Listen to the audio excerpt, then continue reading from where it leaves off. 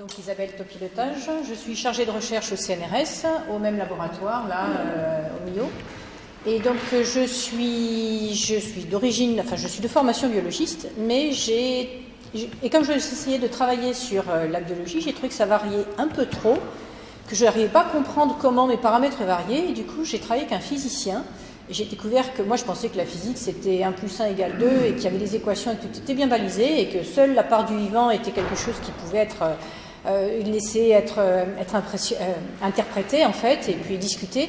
Et pas du tout. Finalement en physique ils avaient aussi des gros problèmes. Ils ne connaissaient pas tout et surtout il y avait aussi une part de fluctuation. Et donc j'ai travaillé plus finalement en physique et j'ai carrément même travaillé que pratiquement sur les courants méditerranéens.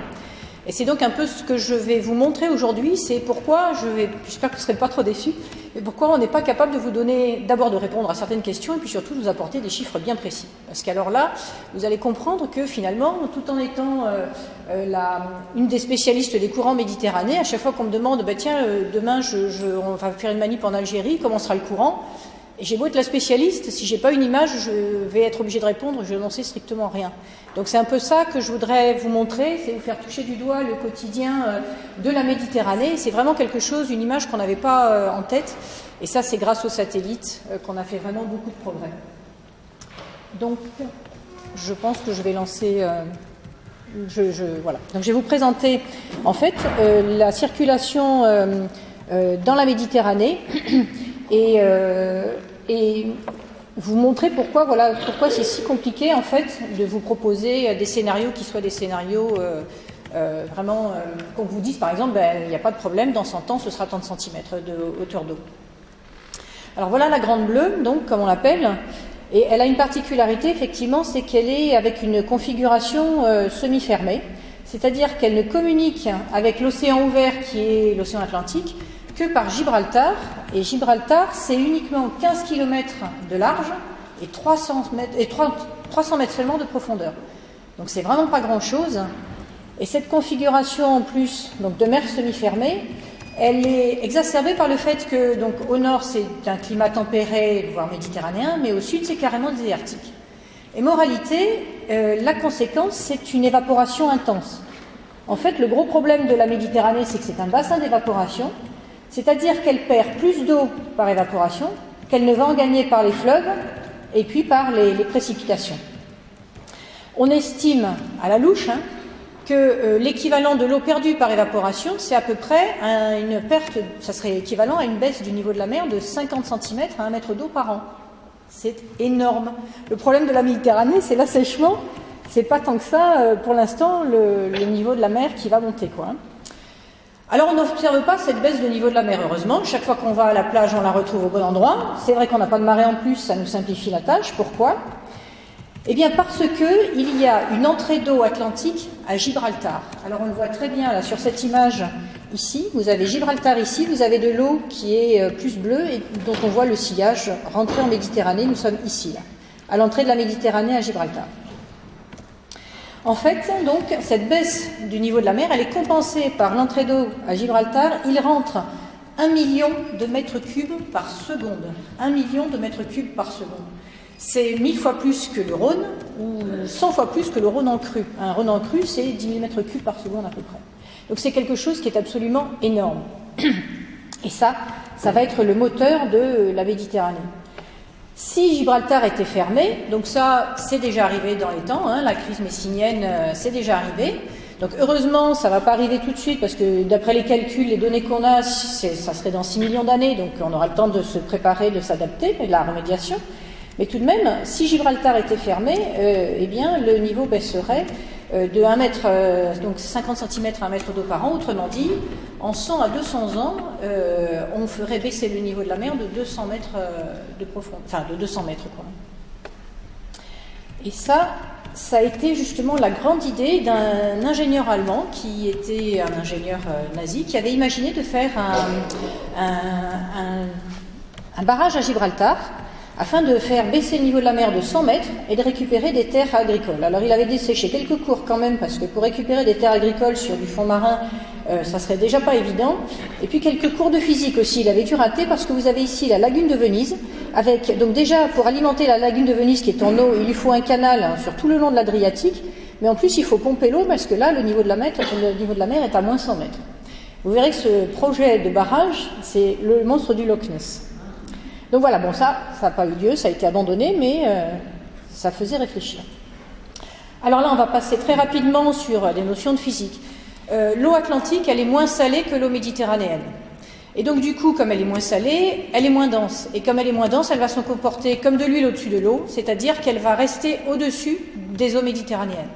Et par conséquent, c'est elle qui va déterminer la circulation de surface. La circulation, quand je parle de circulation, c'est circulation des masses d'eau, ce sont les courants. Et donc, c'est ce qu'on voit ici sur cette image. On voit l'eau rentrer. Donc ça, c'est une image thermique, je vous en montrerai d'autres. Une image satellitaire thermique. C'est comme les robinets, bleu c'est froid et rouge c'est chaud. Donc du coup, c'est très simple à regarder. Vous avez de l'eau atlantique en hiver qui est plus chaude que l'eau méditerranéenne. Et on voit sa propagation dans le bassin méditerranéen. Alors cette eau atlantique, elle va évidemment se mélanger, puis il va lui arriver des bricoles. Et en particulier, c'est pas à vous que je vais apprendre, que pendant l'hiver, il y a des vents saisonniers très froids, très secs, des vents continentaux. Et ces vents continentaux, ils vont faire augmenter la densité de l'eau, parce que d'une part, ça va la refroidir, donc ça va augmenter la densité. D'autre part aussi, comme ce sont des vents très secs, ça va évaporer donc l'eau de surface, et du coup, le contenu en sel va être relativement plus important. Et ça aussi, ça va augmenter la densité. Et moralité, et en plus, avec le vent, il va y avoir un mélange avec des eaux sous-jacentes qui, elles, sont beaucoup plus salées. Et à la fin, on va arriver à avoir une densité telle en surface que l'eau ne pourra plus s'y maintenir. Elle va couler. Et ça, c'est un fondement essentiel du fonctionnement de la Méditerranée, c'est d'arriver à faire convecter, comme dans l'atmosphère, l'eau. L'eau de surface va tomber sur le fond. Enfin, tomber, c'est vraiment ça, puisque c'est une histoire de gravité. Elle va parcourir quelquefois les 3000 mètres de profondeur en 24-48 heures. C'est extrêmement violent. C'est tout petit en spatial, mais c'est très violent.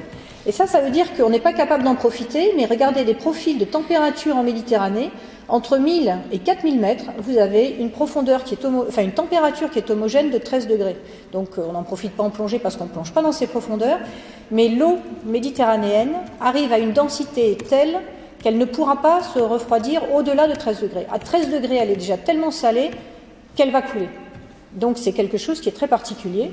C'est homotherme. En Atlantique, par exemple, on va tomber à 4 degrés. Nous, au fond, on a du 13 degrés. De l'eau, donc de la température et du sel, pour les phénomènes de corrosion, c'est essentiel à savoir.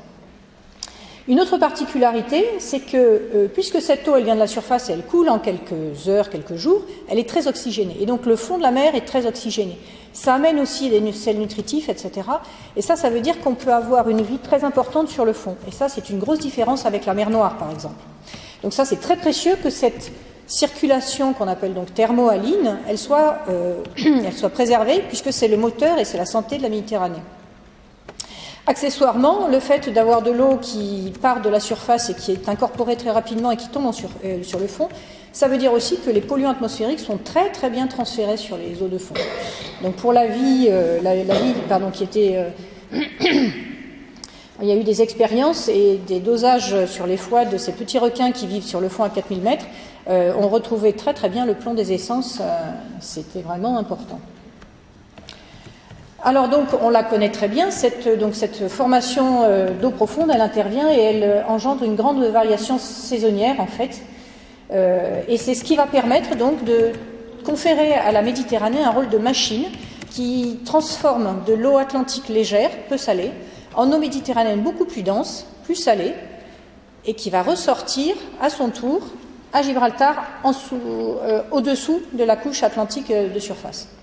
Et donc en fait, le problème de la Méditerranée, c'est aussi qu'on dépend de l'Atlantique pour l'approvisionnement en eau et les caractéristiques de la circulation de surface, mais qu'on va avoir un feedback de la Méditerranée sur l'Atlantique, puisqu'on va envoyer de l'eau dans la partie atlantique. Pour ceux qui ont vu le jour d'après, je crois, voilà, ça part de cette idée-là que l'eau qui va être rejetée entre guillemets par la Méditerranée, elle ne permettra plus la convection dans le Groenland. Donc c'est pour ça que voilà à quoi ça ressemble. C'est un schéma très approximatif, un peu faux, mais au moins il a le mérite d'exister et d'être plus joli que ce que je suis capable de faire. Donc voilà, vous avez de l'eau qui rentre en surface, qui va être mélangée pour certaines, et qui va tomber sur le fond et ressortir au fond. Donc voilà, quand on parle de circulation thermohaline, c'est à ça qu'on fait allusion. Alors la circulation générale, ça c'était la théorie. Et le premier schéma de circulation qui a été fait par un Suédois, un Norvégien, ça n'a pas d'importance, Nielsen, en 1912.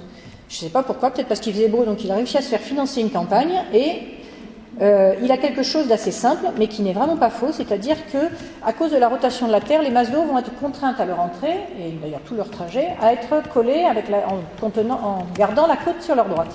Et donc ça fait en général un circuit en sens inverse des aiguilles d'une montre à l'échelle de la Méditerranée et aussi à l'échelle de chaque bassin. Donc on voit que les traits sont relativement réguliers sur l'ensemble du bassin et le long des côtes. Mais pourquoi est-ce que deux particules choisiraient l'une d'aller vers le bassin oriental et l'autre de remonter? Ça c'est pas évident quoi. Hein. Donc les observations sont justes. Mais il restait à expliquer ici pourquoi les lois de la physique étant les mêmes pour toutes, on se retrouvait avec des résultats différents. Et ça a été le gros apport des images satellitaires. À partir des années 80-90, elles sont devenues très faciles à obtenir. Enfin, pas très faciles à obtenir, mais disons qu'on en avait quand même beaucoup, on avait une belle archive. Et vous voyez que là, donc ça, ce sont ces fameuses images thermiques dont je vous parlais. On voit l'eau qui rentre, on voit bien sa continuité à l'échelle des deux bassins. Par contre, le flux n'est absolument pas régulier. Ici, là, c'est plus épais. Et puis, on voit ici aussi des pointes qui sont un peu plus chaudes. Donc, en fait, la circulation n'est pas si régulière que ce qui pouvait être pressenti au départ. Alors, je vais vous montrer, pour vous faire toucher un peu du doigt à quoi ça ressemble, en fait, la réalité, après avoir vu cette carte théorique. Donc, je vais animer des images, c'est-à-dire que des images qui sont claires en température. Hein, donc, froid, vous n'avez pas besoin de savoir quelle est la température, mais on voit très bien à quoi ressemble, en fait, on voit très bien des tourbillons, et je vais les animer, ce qui fait qu'on a l'impression de les voir tourner.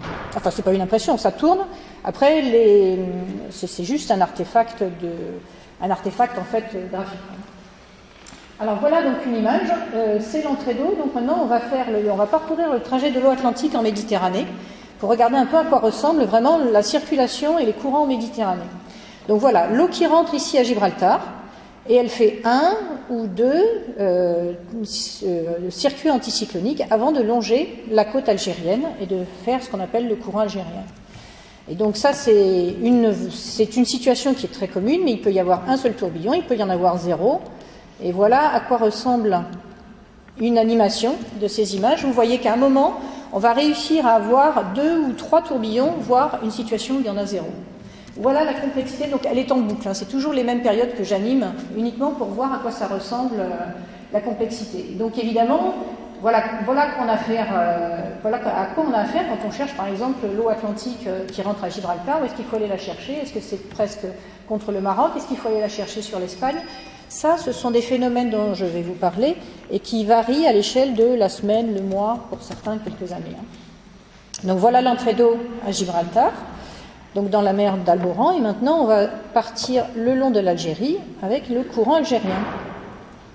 Donc voilà, ici nous sommes entre la Sardaigne, alors vous avez une petite carte ici pour suivre là où on est, les Baléares, la Sardaigne et l'Algérie, et vous voyez qu'en fait, alors que le courant c'est quelque chose qu'on aurait attendu comme étant bien linéaire, et c'est ce qui est bien dessiné dans la plupart des cartes, et bien en fait le courant vous ne le voyez pas. À une échelle instantanée, ce que vous voyez, c'est des tourbillons partout, absolument partout, qui sont imbriqués les uns dans les autres. Et donc là, évidemment, voilà ce que ça donne quand c'est animé. Ça donne ça. C'est-à-dire que la complexité en plus, elle vient du fait que non seulement les tourbillons ils se déplacent, mais en plus ils se décollent de la côte, ils vont interagir, il y en a qui se bouffent entre eux, et à la fin, je peux le remettre un peu plus lentement pour qu'on les suive. Voilà. C'est juste la même boucle, mais avec les lettres. Et en fait, le problème de ces tourbillons, c'est que donc ça sont la plupart, presque tous en fait, les tourbillons qui ont une grande durée de vie, ce sont des tourbillons qui tournent dans le sens des aiguilles d'une montre, anticycloniques. Ça veut dire que si vous avez le tourbillon qui est à la côte ici, vous avez un courant qui est en sens inverse du courant moyen. C'est-à-dire que le courant moyen il va bien vers l'est, mais votre tourbillon étant anticyclonique, à la côte vous allez avoir un courant vers l'ouest. Et vous allez avoir donc des courants au fur et à mesure que le tourbillon se déplace, soit vers le nord si votre tourbillon est à droite, soit vers le sud si votre tourbillon est à gauche. Donc en fait, vous devez savoir où sont les tourbillons pour arriver à savoir quels seront les courants. Donc ce n'est pas pour me faire plaindre, c'est très joli, c'est beau à voir, mais ça ne nous simplifie quand même pas la vie. Maintenant, on a la même chose. Donc toujours sur la partie sud, maintenant nous sommes Libye-Égypte, donc là c'est assez mal connu. Et voilà ce qu'on a pu obtenir. Donc on voit aussi que le courant se fait sous la forme de propagation de tourbillons. Alors une petite animation. Et on voit le tourbillon marqué d'un Y qui se déplace. Là, la vidéo, elle est sur 1 an. C'est-à-dire que c'est 12 images. Donc ce tourbillon-là, on a pu le suivre pendant plus d'1 an. Et on a pu suivre des tourbillons sur plusieurs années. Donc là, on est dans le fond du bassin. Quand on a une image qui est moyennée, on voit effectivement un courant qui est régulier, qui ressemble à ces premières cartes de circulation, quelque chose d'assez simple. Mais dès que on prend des situations qui sont instantanées, voilà, ça se complique. Vous voyez qu'ici, il y a il y a plusieurs branches de courant, il y a des tourbillons un peu partout. Vous voyez ici aussi que le tourbillon qui est ici, eh bien, il peut reprendre de l'eau qui courait au nord et qui aurait dû aller normalement dans la partie nord et continuer son chemin. Il est capable de réinjecter de l'eau dans la partie sud. Donc les temps de résidence qu'on calcule, quand on parle de pollution, etc., ce sont des temps moyens et qui ne veulent pas dire... Enfin, il faut vraiment considérer les extrêmes parce qu'il peut faire deux fois le même trajet, par exemple, ou sauter une partie du trajet. Alors pour nous aider, on a aussi d'autres moyens, en particulier des bouées dérivantes. Ce sont donc des corps de bouées qui sont localisés par Argos avec une encre flottante. Donc ça c'est commode parce qu'on peut les balancer avec des navires d'opportunité. Et voilà ce qu'on a fait. On a fait une expérience puisqu'on connaît vraiment pas bien et on se bat même assez intensément sur la circulation dans le bassin oriental. On a lancé 100 bouées sur 2 ans. Et voilà ce que ça donne, les trajectoires, donc c'est sur 5 jours. Chaque bouée a sa trajectoire derrière là sur 5 jours. Eh bien, on n'arrive absolument pas, en regardant ça, à en déduire quelle est la circulation moyenne. Moi, en tout cas, je ne serais pas capable de faire une circulation moyenne. Et vous voyez des tourbillons là, les bouées quand elles sont prises dedans, ça tourne. Et voilà. Donc ça, c'est vrai que c'est une complexité à laquelle, d'abord, on n'avait pas d'idée, mais qui permet d'expliquer pourquoi, par exemple, les deux particules qui étaient devant la Sardaigne, il y en a une qui monte vers le nord, c'est juste qu'elle est prise dans un tourbillon, alors que l'autre va continuer, c'est parce qu'elle n'était pas dans un tourbillon. Et à partir de là, si on le prend en compte, cette complexité, on arrive à mieux expliquer, à mieux comprendre les observations qu'on peut faire et qui sont parfois effectivement déroutantes. Donc maintenant, on en revient dans la partie nord du bassin. Les choses sont un peu plus simples dans les parties nord. Les courants sont beaucoup plus réguliers. Il n'y a pas de tourbillon. Il y a des méandres en hiver, mais sinon, il n'y a pas vraiment de tourbillon. Donc, vous voyez ici une partie de l'eau qui vient de la Méditerranée plutôt orientale. Et ici, vous avez de l'eau qui vient du bassin directement algérien. Et les deux font ce qu'on appelle le courant nord, qui s'est aussi appelé au travers des temps courant ligure, courant liguro-provençal, courant liguro-provençaux-catalan. On s'est aperçu que bon, il n'y avait pas de raison, tout était continu. Et donc, courant nord, c'est la meilleure solution. En hiver, il est beaucoup plus profond, donc il va couler le long des 200 mètres et il va bypasser pratiquement le plateau continental, alors qu'en fait, en été, il va vraiment passer et balayer le courant. Regardez, vous avez peut-être entendu l'expression de phénomène de fleuve côtier. Voilà les images que ça peut donner. Donc c'est le courant, donc c'est ce qui reste de ce million de mètres cubes par seconde qui est rentré et qui circule devant nos côtes. Donc on a de la chance, en général, c'est plus chaud. C'est plus chaud, sauf que vous le savez, il y a des jours où il ne fait pas bon aller se baigner, c'est quand il y a de l'upwelling. Donc ça, c'est les jours de Mistral. Le Mistral va repousser vers le large de l'eau qui est chaude, qui est légère, et donc cette eau, la nature a horreur du vide, le long des côtes, de certaines portions, il y a 6 points sources qui sont bien connus, de l'eau profonde va remplacer en fait cette eau de surface qui est partie. Et ça, c'est ça, l'upwelling, c'est remonter vers la surface en fait des eaux. Et comme elles sont plus profondes, elles sont plus froides. Et c'est comme ça que vous pouvez avoir 30 degrés dehors dans l'atmosphère et puis 16 degrés, pas mieux que la Manche, devant Marseille en plein mois d'août, quoi, hein. Donc voilà l'origine de ces fameux upwelling qui sont vraiment quelque chose d'assez constitutif à prendre en compte en tout cas pour la vie, ne serait-ce d'ailleurs que la plongée, on se gèle ou on ne se gèle pas. Et puis aussi parce que quand il y a des alternances de Mistral, vous avez ici une zone qui est bien protégée et quelquefois donc cette eau-là elle s'est accumulée à cause du vent, elle s'est accumulée, hein, le vent ne l'empêche pas de passer mais elle a tendance à s'accumuler et après elle va revenir d'un coup très, très violemment. Donc voilà ce que ça donne. Et vous avez aussi la formation de ce tourbillon là lors des phénomènes de Pauling. Là, c'est un phénomène, c'est une séquence de coups de vent avec sa relaxation. Et vous voyez l'afflux là de l'eau qui était restée dans les morts et les stérelles et qui s'était un peu accumulée. Donc voilà, j'espère que vous n'avez pas le mal de mer. Et enfin, voilà, l'eau atlantique peut reboucler pour partie. Vous voyez qu'ici, il y en a une partie, elle est déjà presque plus atlantique, hein, mais il y en a une partie qui peut recirculer. Tout ça pour vous dire que les bilans en sels nutritifs, en quoi que ce soit, sont quand même relativement complexes parce que comme ça dépend de cette variabilité, et que cette variabilité est très dure à vraiment à mettre en chiffres, dans les entrées de modèles, on est quand même assez, quelquefois, on a des gros problèmes pour les rentrées de modèles pour savoir qu'est-ce qu'on va leur donner comme paramètre. Donc ces phénomènes, c'est ce qu'on appelle la moyenne échelle, maintenant on en parle beaucoup. Hein. Donc dans le sud, ce sont des tourbillons qui ont une dizaine à une centaine de kilomètres de diamètre, qui peuvent aller jusqu'au fond, c'est-à-dire qui peuvent modifier la circulation jusqu'à 3000 mètres de fond. Et on n'a rien à envier aux tourbillons du Gulf Stream, hein. Ça peut durer aussi jusqu'à 3 ans, on en a suivi pendant 3 ans. Donc ils sont guidés par la bathymétrie, mais ça c'est pas. Mais c'est donc très important de savoir que ces tourbillons-là, en fait, c'est ce qui remplit la Méditerranée, quoi, hein. En tout cas les parties sud. Ça c'est vraiment très important pour les parties sud. Donc voilà le schéma actuel de la circulation de surface. Voilà à quoi ça ressemble. Le principal changement, en fait, c'était d'interrompre les circulations dans les parties sud. Et de la disconnecter en fait des flux entrants et des flux sortants. Parce que ça c'est vraiment essentiel. Il n'y a pas de lien direct. L'eau en moyenne, si vous moyennez sur 1 an ou 2, elle va bien aller vers l'est, mais elle ne va pas y aller comme ça. Elle va faire comme ça, éventuellement comme ça, et revenir, etc. Donc ça c'est... Voilà. Alors évidemment, vous avez vu que la situation est très complexe et que nous ne sommes pas totalement d'accord, notamment en ce qui concerne la circulation ici, là, dans le bassin oriental, le long de ce qu'on appelle, nous, le courant libyo-égyptien, parce qu'en fait, c'est une petite équipe à la Seine-sur-Mer, là, du CNRS, qui a dit que les gens de Harvard et du MIT s'étaient trompés, donc là, c'est assez mal passé. Et c'est toujours des discussions qui sont très animées. Voilà. Mais bon, un jour ou l'autre, de toute façon, je crois que là, c'est acquis.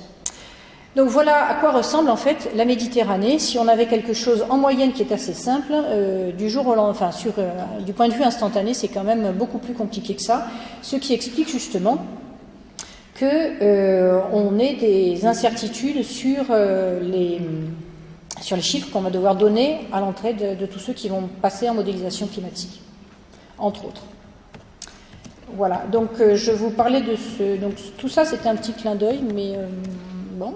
Tout ça pour dire qu'on a quand même fait des progrès depuis les années 70. Donc il y avait en particulier ces cartes-là qu'on retrouve encore malheureusement dans certaines publications officielles. Donc elles sont dépassées en fait. Par contre, c'est là que je veux dire, c'est là que c'est important de savoir pourquoi ça se produit.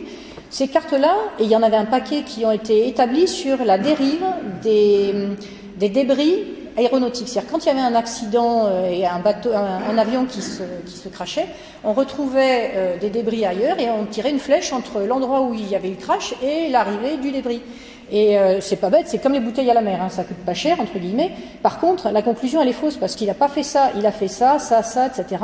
Et ça, c'est pas non plus de l'eau, voilà. Donc c'était là que les satellites ont été vraiment très intéressants et qui ont fait vraiment un apport qui était fondamental.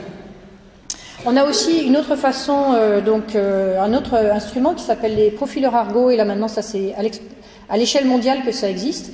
Ce sont des flotteurs qui sont autonomes, qui sont chez nous en Méditerranée à 350 mètres, qui dérivent tous les 5 jours. Tous les 5 jours ils plongent à 800 mètres, ils font un profil et ils émettent leurs données. Et là c'est pour vous montrer, on a vu que la circulation de surface, mais maintenant je vous montre la circulation à un niveau intermédiaire. C'est à peu près la circulation à 350 mètres.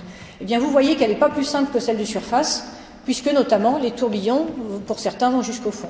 Là, ce sont des cartes des trajectoires mensuelles, sur quelques années, de ces tourbillons. Et vous voyez la complexité à laquelle on doit faire face, et donc ça a une importance aussi, parce que ça veut dire, on le verra plus tard, que concernant la pollution, vous ne pouvez pas penser local, c'est-à-dire que ce que vous ferez localement, ça ne sert pas à grand-chose parce que vous pouvez prendre n'importe quoi venant de n'importe où et accessoirement vous allez polluer aussi. Bon, normalement c'est dans le sens du courant, mais enfin, là ici nous sommes sur 1200 et 2000 mètres et vous voyez que les trajectoires de ces flotteurs aussi sont compliquées, sont complexes. Voilà. Donc là-dedans, comment est-ce qu'on peut mettre en évidence un signal climatique ? Donc on l'avait dit, hein, ça c'est le grand bateau, l'amplitude thermique d'une saison c'est 10 à 20 degrés en quelques mois, alors que nous on doit rechercher quelque chose qui est du millième ou du centième de degré par an. Alors ça se voit quand même, hein, ça se voit bien si on a des séries temporelles qui sont très longues. Là par exemple c'était aux îles Médès, un petit pêcheur qui allait tous les 15 jours faire un relevé. Et là, donc c'est sur ces 30 années, on voit très bien quand même, donc là c'est quand même quelque chose qui est visible, c'est à peu près qu'il y a eu un réchauffement de 4 dixièmes de degré par an. Je ne parle pas de tendance climatique, c'est une augmentation de la température. Hein. On n'est pas dans des cycles sur 30 ans, on n'est pas dans le climatique. Hein.